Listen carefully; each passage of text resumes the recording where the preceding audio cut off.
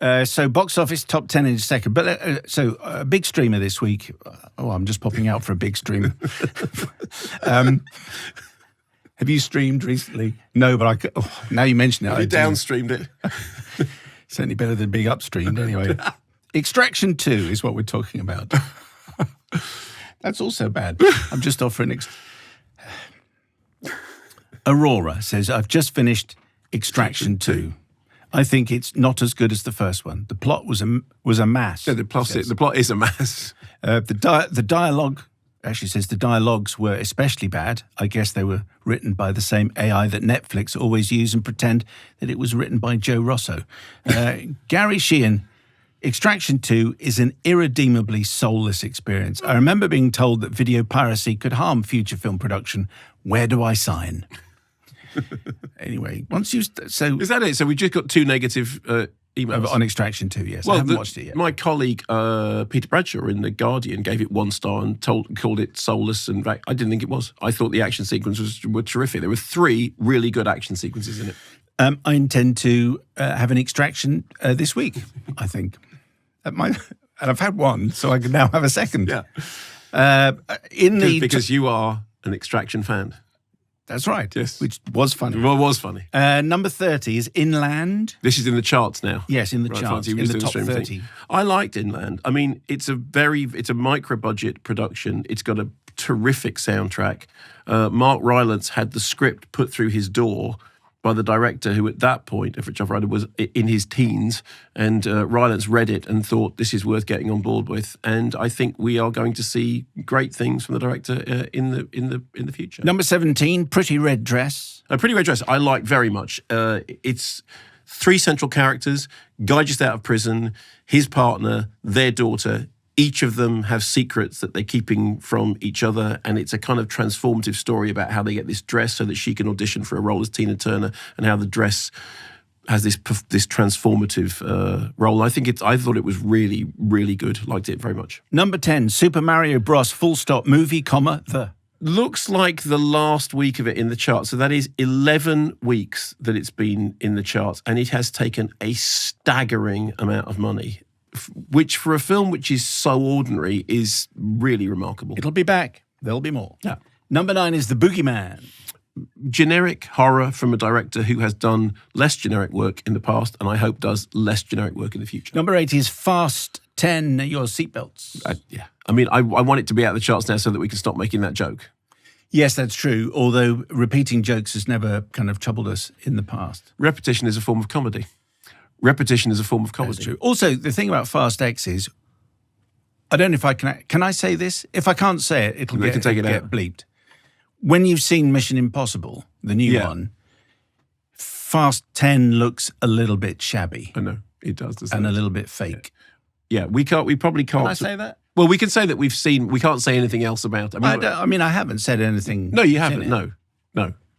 Did I show you? Although that bit where the thing happens. Did I show you the last page of... Sorry, just, you can't keep this in.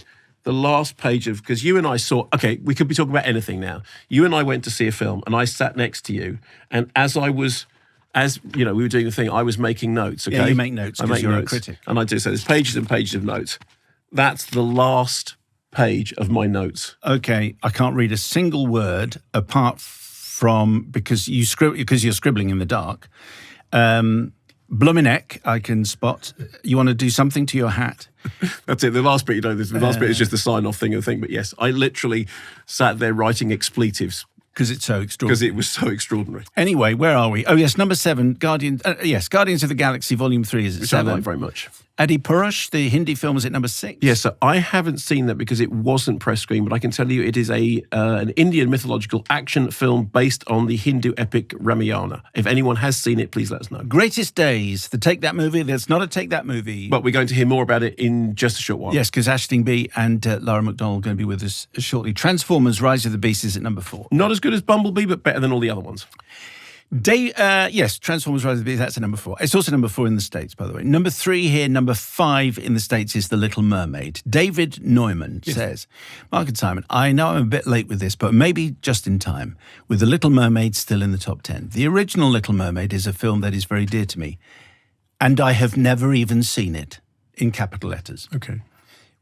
I think this is quite interesting. So films that are really important to you. But you haven't seen them. Bear with me whilst I explain. Some years ago, I remained at work whilst my wife took herself and the children away for a few days to Guernsey, where she grew up. With a friend and her young ones, she took the children to see The Little Mermaid. Child 2 became increasingly agitated as the film progressed, needing to sit on my wife's lap as the implications of the final act became clear. She burst into tears and howled to the whole cinema, "But she'll never see her daddy ever again." Given the emotional resonance of the film, it is probably about time I readied a hanky to mop up my tears and watch the whole thing. As a 59-year-old man, I am surely not part of Disney's target audience. But if I had a small child to borrow, I would also be off to see the new version. Tickety-tonk, down with fascism, both historic and incipient.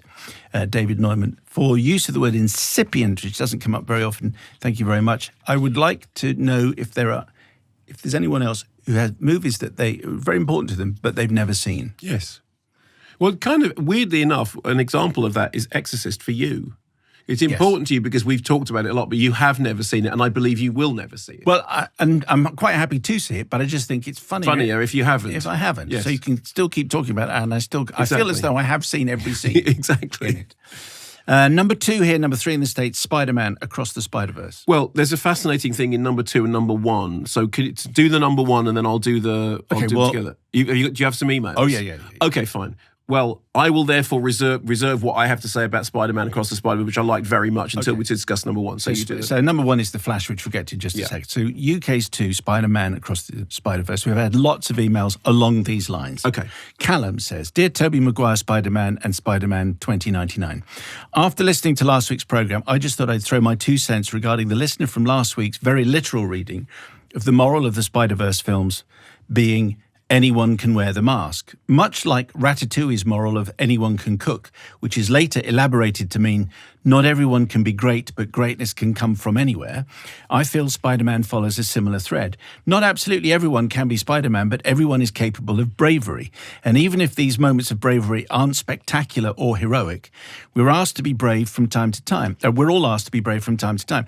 In the larger sense of the phrase, we only need to look at the citizens of Ukraine or Russian newspapers defying Putin.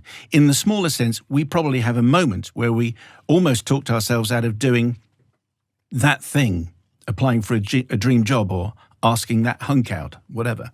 Very literal readings of morals in films that are essentially parables and fairy tales I find troubling. I felt that society has become increasingly cynical, and when these morals are read very literally and scrap all the nuances that those morals intend. Out in the world right now, a young fan of the Spider-Verse may be inspired to act in a way that's brave, and how can anyone say that's bad? To conclude, I'll leave a quote from Stan Lee that was included after the end credits from the Spider-Verse film. Quote, "That person who helps others simply because it should or must be done, and because it is the right thing to do, is indeed, without a doubt, a real superhero." Okay. I agree 100%. Okay, number 1 here and number 1 in the States is The Flash. Lots of correspondence on this. We'll put some more in later on, but for the moment, Darren Leithley in Dublin. As the summer heat broke on Friday night to persistent rain scuppering my walk, I decided to go to the cinema and, for want of paucity of choice, settled on The Flash. I hadn't seen a DC-related movie since The Dark Knight, and good grief, that's now 15 years and a whole Marvel Cinematic Universe ago. Yikes. And it's the influence of the MCU that coloured my response to The Flash. And the middle hour or so, well, I quite enjoyed the two Barrys coming to terms with and without powers and each other, Michael Keaton seemingly having an absolute ball as Batman again, and genuinely exciting action sequences. Unfortunately, this came sandwiched between 2 bouts of CGI set pieces that, like many a Marvel film before, completely disengaged my interest. I was genuinely bored in the opening scenes, poorly rendered babies and all.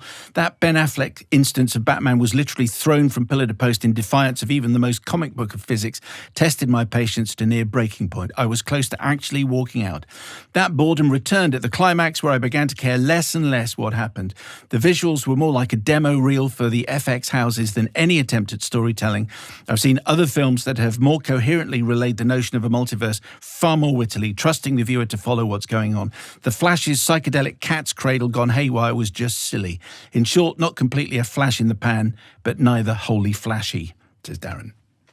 So, I I understand that completely. So I think the interesting thing is that you have at 1 and 2 films which are doing multiverse stuff. And one of them, which is Spider-Man Across the Spider-Verse, is doing it in a really exciting, interesting way and is, and is inspiring that email that we just had, which I know is in response to the thing about messages. And then you have The Flash, which, there are things in it that are all right and there are things in it that are all over the place. Some of the special effects in it are unbelievably shonky, which is really surprising for a movie that cost that much money.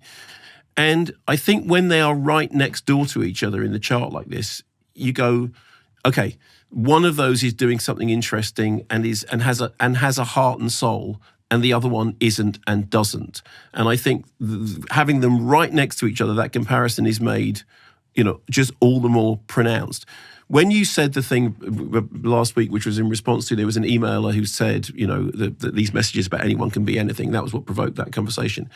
The point about the Spider-Man Across the Spider-Verse thing is that although it is flitting through multiverses at a rate of knots, it's doing it because it's using animation and it's understanding that that's what animation can do.